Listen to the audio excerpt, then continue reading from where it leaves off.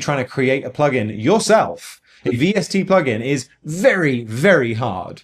And so I recently realized that because I could run Claude Code in my terminal, and I could really, really get super granular with the instructions I was giving to Claude, so I could guide it in a direction, I could iterate and tweak to make it so that the results I were getting were more consistent. I've suddenly just realized that you can make fucking plugins with Claude Code. Hello and welcome back to another episode of Tash Teaches. I'm Tash, and in today's video I want to show you something super cool that I've recently discovered, which is that you can create VST plugins and audio units with AI. First and foremost, I created this clap app. Very, very original device here. What this is I got it to research how to create an 808 clap. And so if I put my headphones on and take a quick listen here, here's a clap that I'm able to increase the decay, I'm able to move the filter. It's accurately found that the clap should be peaking at sort of like 1K. We've got a mix here, so I can have just the noise or just the flam. Got flam speed, so I can make it really slow. Flam shift, push it forwards and back. And then super nice as well is if we put this back in the middle, this stereo adds like a nice little stereo feel to it. So if we have like a slightly longer flam as well. Anyways, that's a clap. Very nice. And this is a VST. You can see that it comes up in my library here. If I go to plugins and then we go to, I think, yeah, Lex Sound. This is what it's called me as. But yeah, I managed to create, oh, it's the wrong folder. Anyways, it's in there somewhere and it comes up as me and I'm able to load it. I also made this one. Now, this is super cool for any of you guys who have actually watched my videos in the past. I made a video about a Eurorack module called Radio Music, and I even recreated it in Bitwig's Grid. But this particular device, there wasn't a VST version of it. And you may or may not be familiar with the point of Radio Music, but what it means is I can actually go here and I can add any folder on my computer. So I'm going to take this AI generated one and maybe I'm going to go in here and go into ambient, and I've generated a shit ton of kind of ambient music. And what then happens if I go out of here, if I just press play on my DAW, just press play, it will start playing one of the files in that folder. I could skip to a different file, I could go to this one. And I can also then, if I move the start position, I can re-trigger it with a note. So if I repeatedly press a note,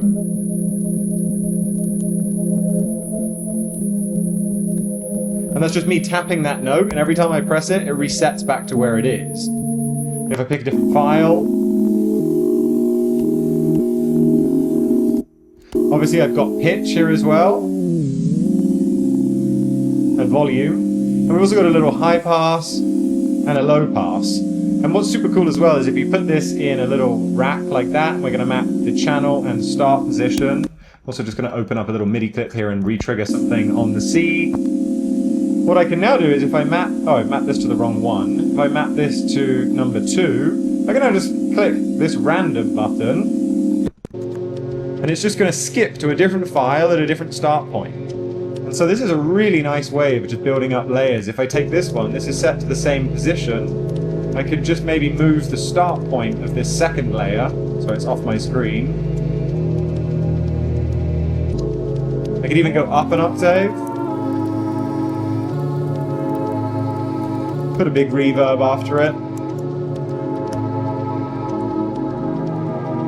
So anyway, what I love about this is just this very organic approach to almost like dumb finding sounds. That's Radio Music, super cool plugin that I managed to just create entirely with AI. Clap 1, the 808 clap, is actually being developed further as we speak. We're adding a bunch of extra features to this, and I say, who's we? Well, let's go into where I'm making these plugins. I'm actually using Windsurf as my IDE.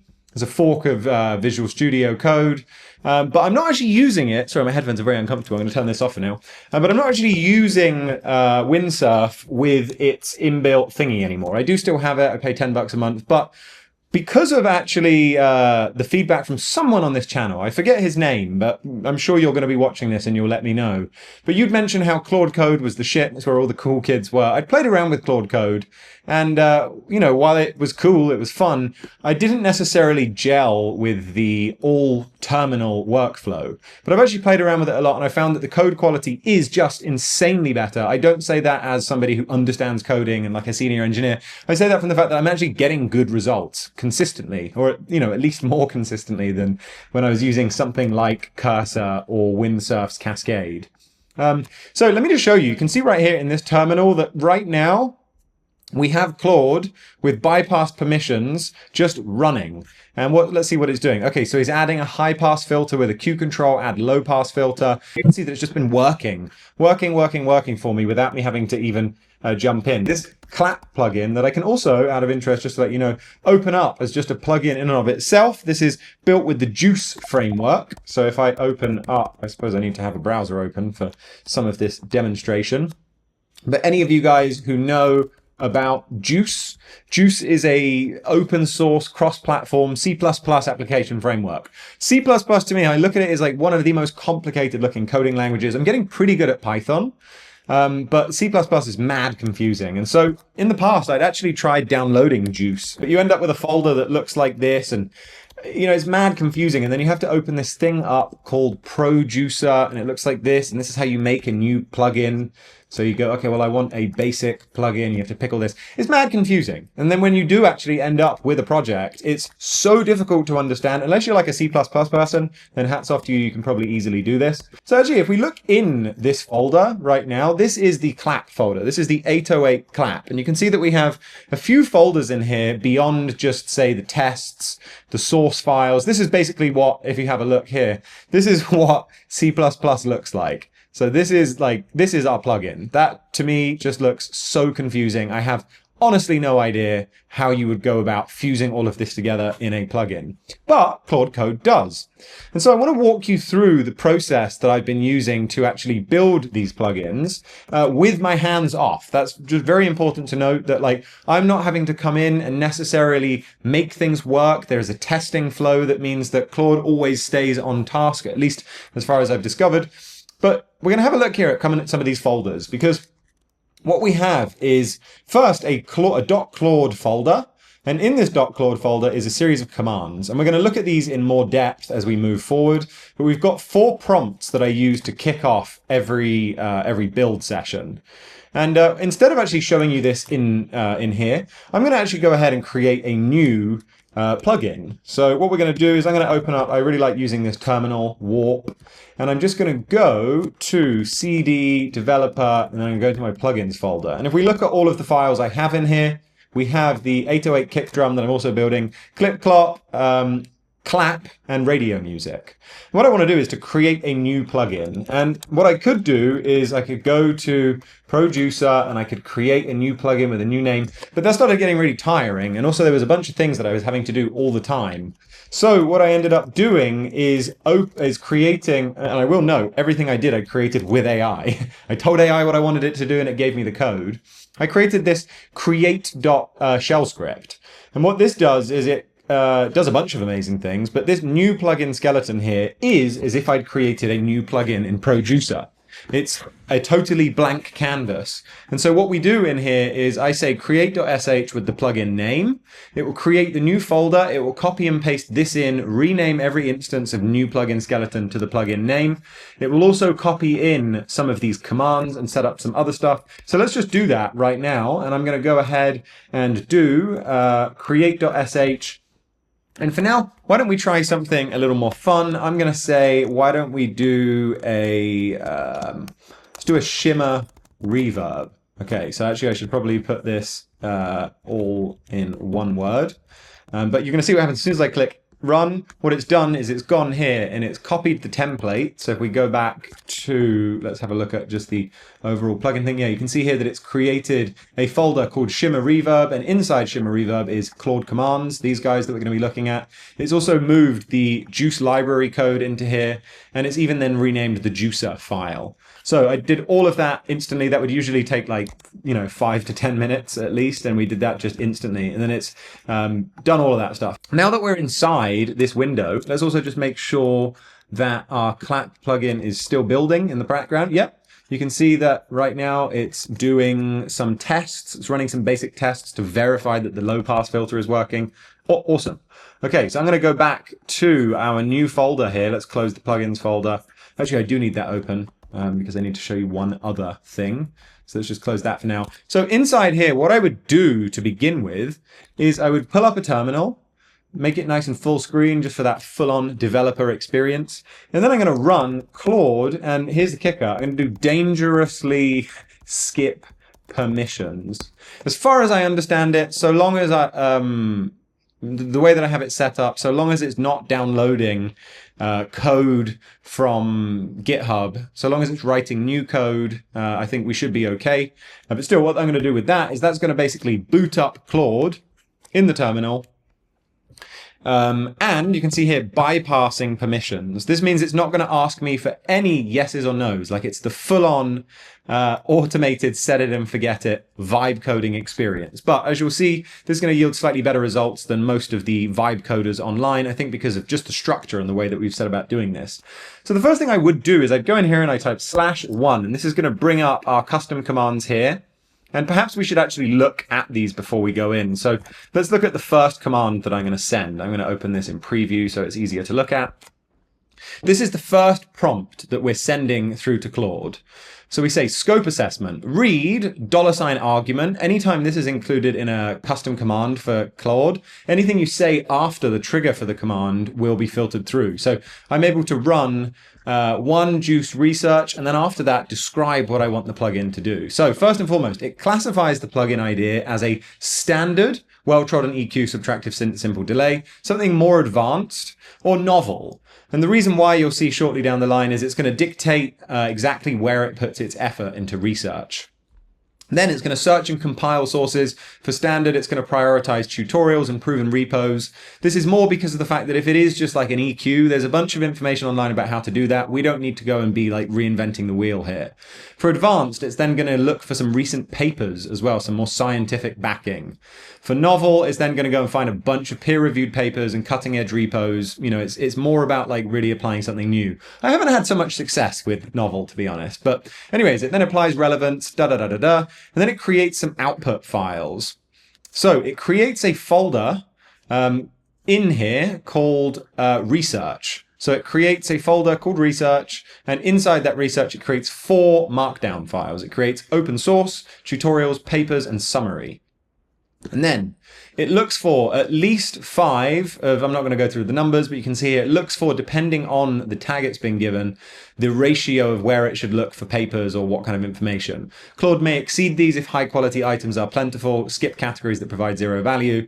Anyways, for items tagged standard and advanced, you may run a quick research mode. So, you know, just do a quicker search. Anyways, for the open source, it looks for any repo failures, it lines that in, it looks for the license to make sure that we're not using something like GPL, which of course would then make our whole plugin GPL. It does a bunch of other stuff. Then for the tutorials, it researches the website, the key takeaway, the relevance. Papers, again, this is a super deep initial research prompt, but scope classification, so this is basically what it then gives you as the summary file. So it takes all of the information it's researched here and then creates a sort of summary of the best information. And global rules, I'm asking it to use YAML. And if the source is from pre-2005, only keep it if it's state of the art, blah, blah, blah, blah, blah. Again, I got AI to help me with this. I told it what I wanted it to do, and then I went back and forth to figure out exactly what kind of things I wanted to insist on. So now that we've got that going, why don't we then run this? I'm going to kick it off. I'm going to do one JUCE research, and I use this plugin, Mac Whisper. Mac Whisper is super cool. It's like a nice dictation plugin that uses the OpenAI Whisper algorithm. And what I'm going to do is just locally, I'm going to say to it, a simple and effective Shimmer reverb.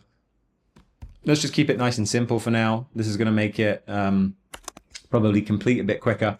But I'm just going to hit enter. Maybe I actually do want to add a few more things. I'll say with a nice minimal, modern, flat look, slightly textured 3D GUI. Boom. Okay, I'm going to press enter now. And what this is going to do is it's going to send in that initial prompt. And you're going to see it's going to take a moment or two. You can see what Claude is doing. I'm going to close up the browser now. Actually, maybe we'll keep it so you can see that it does what we need it to here. Oh, super important thing. So I'll help you research. You see here how it's then calling on Context7. So Context7 is a really cool MCP server. I'm not going to dive into what MCP servers if you don't understand, but Context7 is a website that has basically just compiled the documents of just every software and framework and language and anything. So for example, if we go into JUCE here is all of the documentation. So if I said sliders, I can look in here, I can query for anything about sliders, and here's all the information. So basically what we're doing, and I'm probably going to have to show you something else now to make this officially work, but what we're doing is we're making it so the first thing that Claude has to do is it pulls up the JUCE framework. Because remember, in this folder, we've already copied across all of the skeleton code for a JUCE plugin.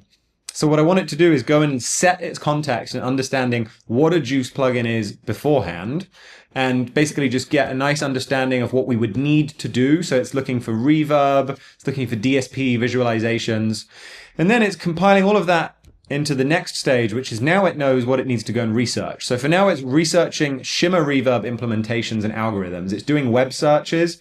You can see here that it searched first for Shimmer reverb algorithm DSP implementation. Fantastic.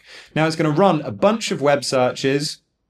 And we'll come back to this in a second, because just one of the things I really want to point out to you is that I only sent this prompt. This is such a simple prompt, and this would most of the time yield terrible, terrible results. But what's allowing us to have like a direction from the get-go is that if we go back to the actual plugins folder here, where is it? Oh, I closed it. Here we go. So this is the plugins folder itself, which inside has Shimmer Reverb, Radio Music, and obviously I built it with the create.sh. But we have in this directory a set of rules in the CLAUDE.md file. And this file is basically for anything below it, because this is in a parent directory, anything below it will first read the CLAUDE.md document to add context. So let's take a look at what context we're giving every project from the get-go. So, really important. So anytime Claude loads up, it reads all of this. And so it says, how to contribute before writing editing code.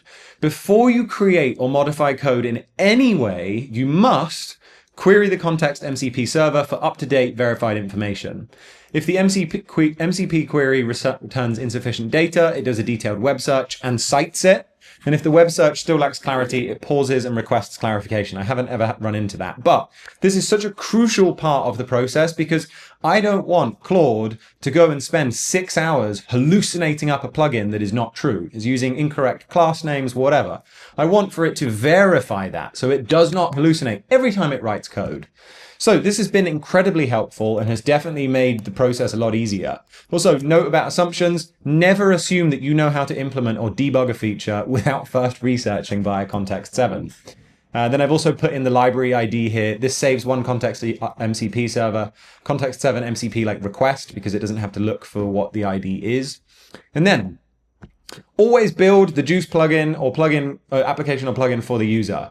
And then every time it builds it, it moves it to my actual folder on the computer, which again saves a shit ton of time, because I don't have to go in here to library and then audio and then plugins and then VST3. It automatically moves my plugins into that. So I've just always got them going.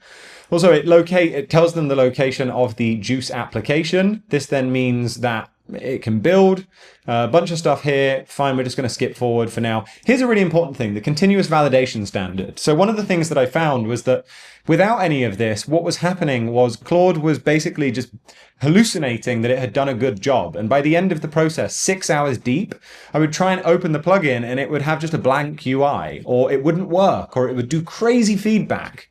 Or there wouldn't even be the plugin. So what I've put in here is it runs this smoke stress test, which basically on every commit, it runs a test to check that the plugin can still open, that it doesn't fail on open. It also then does, if possible, an audio test where it pumps a piece of noise through it most of the time, or a sine wave that it's created with Python. It runs that through and it makes sure that the behavior is expected, and also that we're not getting no sound or that we're not getting a crazy feedback. Then it does a CPU glitch benchmark test. And then finally, if needed, it also then does a screenshot of the UI and it shows me that. Fantastic. Smoke build gate. This then also talks about, I also have been working on this morning. It's been really helpful. This is just giving it tips on what to compile with. And then here, super key thing. What I kept finding was that it was building, if it did manage to have a UI, the most ridiculous, hideous UI you've ever seen. Or like it would put knobs on top of each other. And ultimately it was just such a hassle to then get to a point where it was like, I've completed the plugin and you open it and you've spent so much time trying to get it to work. The interface is just off.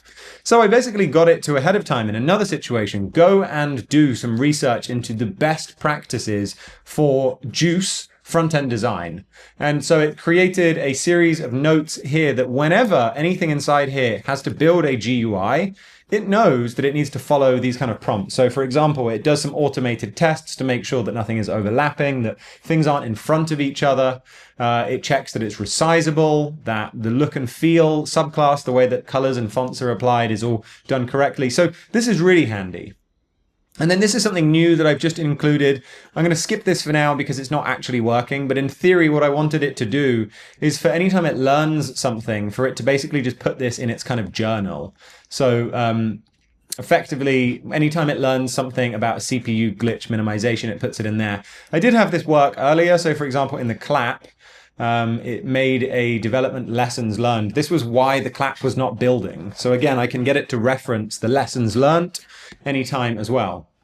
But anyway, that is the CLAUDE.md document that is basically driving everything in the folder. Also, I'm not going to fully go into it, but I do just want to note that I have also a very, very comprehensive, let's just open CLAUDE.md up here. I have a very comprehensive system-wide CLAUDE.md file. So if we open this up, this does a bunch of stuff about asking for help, or we are colleagues, always call me Lex, always use Context7, always make sure that when you write code, you follow these. This is the testing approach. Anyway, this basically filters down to every single thing below it. So this is obviously giving me good results too. I can give you guys that also.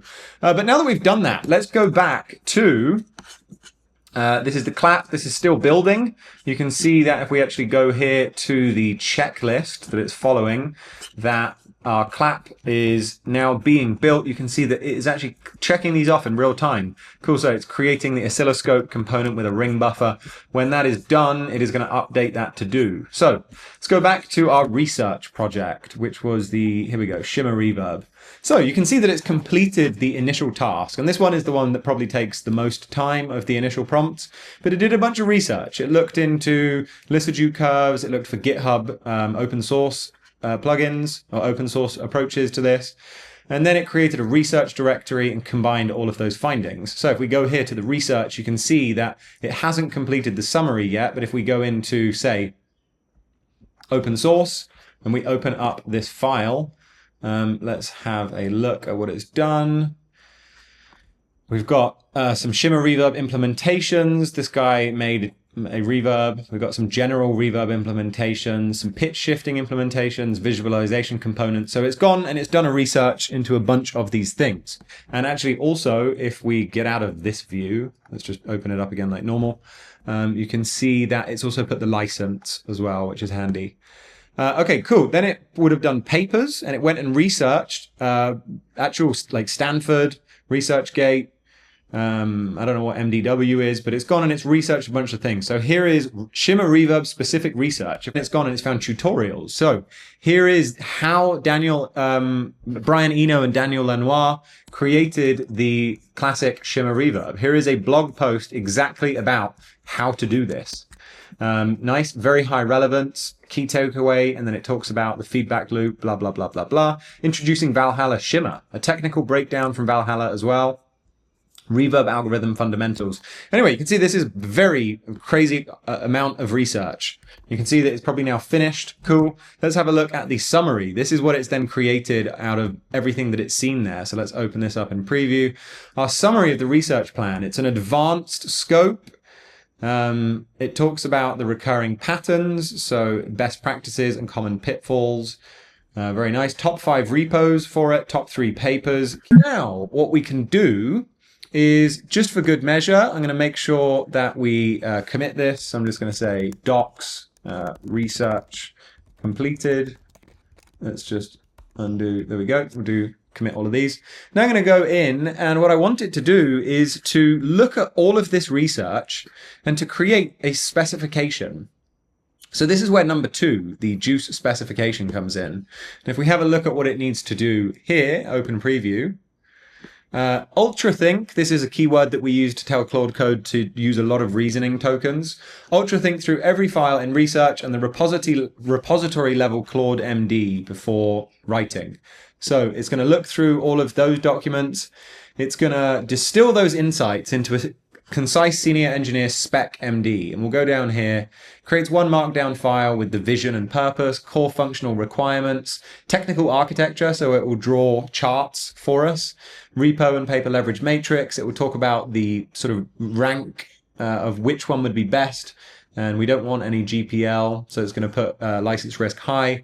Build feasibility, it's then going to talk about the complexity and the risk and stuff. Validation strategy, it's going to talk about how we can run these tests. And then also open questions, fine, these need to be needed before the JUCE, blah, blah, blah. Okay, whatever. Entire file should only be 700 words. No step-by-step coding yet. Checklist, I don't want a code to follow, I just want a high-level plan. So anyway, that is the specification. And because of the fact that it asks for in research, I can actually just close this up. I'm going to bring back up Claude Code.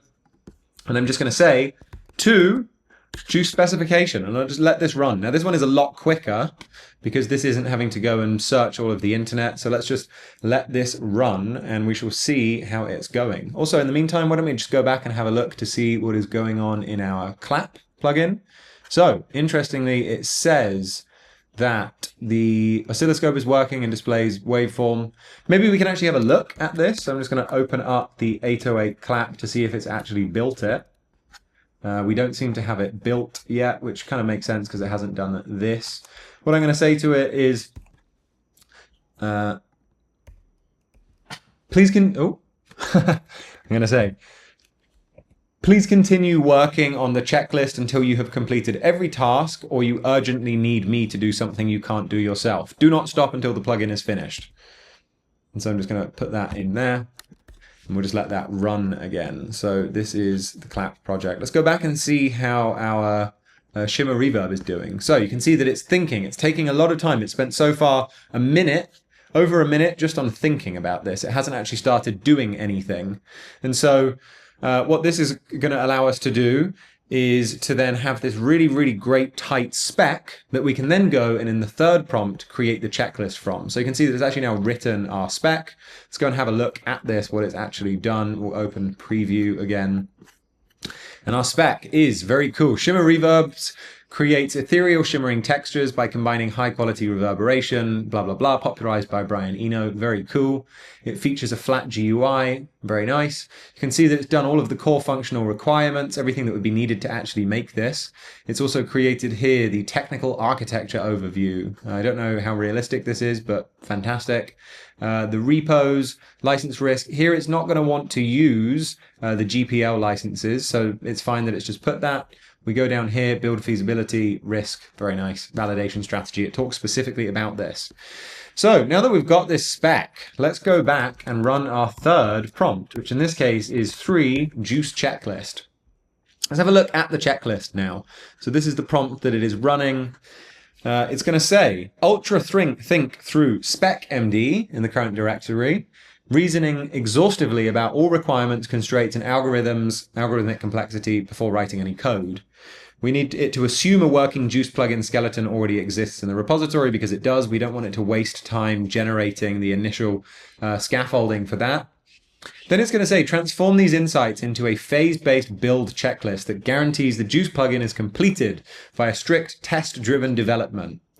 And then for any requirement that either demands novel math or like kind of difficult stuff, or is likely to exceed about 50 lines of production code, it should then explode that into atomic subtasks. So each bullet creates at most one source, one test file, or adds less than or equal to 20 lines to an existing file. Blah, blah, blah, blah, blah. It then asks for it to follow the 3 continuous validation tests that are, of course, in the parent directory's CLAUDE.md.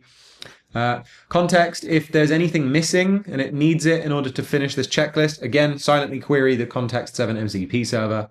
And the output should be a checklist.md, and it should be formatted into logical phases with objective, test, implementation hint, a way to tell it that it's passed, it's finished, and any kind of necessary dependencies if it needed to have another task completed first. Of course, it's still asking it to follow TDD, which is to first consider what we need to do and then write a failing test that if the test did pass would indicate that the feature is correct. Then it writes the minimal code required to get the test to pass. And then it refactors that and continues. This is so good with AI because it can run tests. It can verify things for you. But if you're not getting it to run those tests, it doesn't know necessarily whether things are working out. And anyways, that's that prompt now. If we look to see it's now completed the checklist, if we have a look at what it's now done, I'm going to do open preview. And actually, so we're not waiting, I'm going to go in and do the final prompt, JUCE build. We'll have a look at that in a sec. But let's just get that started. And look down here. So it's created SB1, configure CMake for host CPU only build. Anyway, blah, blah, blah. It's going to do all of these things to get started. And then in the environment, it's going to do all of these things, setting up the processor block for dry wet mixing, create thread safe. I don't really know what any of this stuff is, but it tells you when it knows that the test is completed. Then we're creating the actual Reverb core. This is continuing on. Pitch shifter. There seems to be a hell of a lot of stuff to make a nice pitch shifter. Finally, down here, we've got UI. So it's creating plugin editor with modern UI, Lissajous curves, and then very nice. So this is a comprehensive checklist. And if we go back to have a look what's happening now, we can see that Claude is already having a look here. So me, the user, wants him to get started. So he's looking at the checklist. He read everything else. He read the spec. And now in the first step, he's creating this test to basically run that CMake works. So you can see that it's failed because it doesn't even exist. So now it's going to go and create it. There we go. Nice. Now I need to implement the minimal code. So we'll come back to that in a second. But what is the build prompt that I'm running? Instead of just saying, yo, get started, build the app. I have a prompt that I can always come back to whenever I start a new project that basically says, okay, first read checklist.md and the parent directory CLAUDE.md, ultra think through dependencies, test requirements, and continuous validation rules before writing any code. So every time it starts, we get it to deeply think about what needs to be done. The checklist will have been updated. And then consult spec for architectural details, algorithmic choice, and risk notes. Then it says execute every task in checklist sequentially using strict TDD. For each bullet, unchecked bullet, write the failing test, run the test to confirm it fails, implement the minimal code to make the test pass, refactor if safe, run all unit tests. Amazing. When tests pass, edit checklist.md in place, changing the task checkbox from off to on. So if we look here actually at the checkbox, we can see that Claude has already updated this first task as being complete. As we then continue on, it then says, after marking the item complete, commit immediately. And so you can see that we've actually had our first commits here. It's gone in and it said configure, CMake, blah, blah, blah, blah, blah. Nice. Proceed until next task, until every bullet is checked. Context. It must always follow the conventions in the CLAUDE.md file above. If anything is missing, again, query Context7. When running output only, the test results summary, a one-line confirmation after each commit. Do not flood the actual readout with code listings. And when all tasks are complete, output build complete, all checklist items checked. Never skip a failing test. Never mark a checklist item complete until all tests pass. Blah, blah, blah, blah, blah. Very nice. So if we then go back to see what Claude is up to, you can see that it's running into failing tests. Good, Ninja is installed, then it writes the test. And as you start to come back to it over time, it's just going to keep completing those issues. And we're not going to have to come back and keep telling it, yeah, okay, please create a new directory. Everything is being bypassed permission-wise. So now you can see that it's configuring CMake again. These are all very uninteresting initial steps that aren't fun to do. Boom. So you can now see that the test that it's written that failed here is going to pass. Super good. Let's go back to our clap plugin and see what's happening. So you can see that in terminal, it just automatically ran out of context.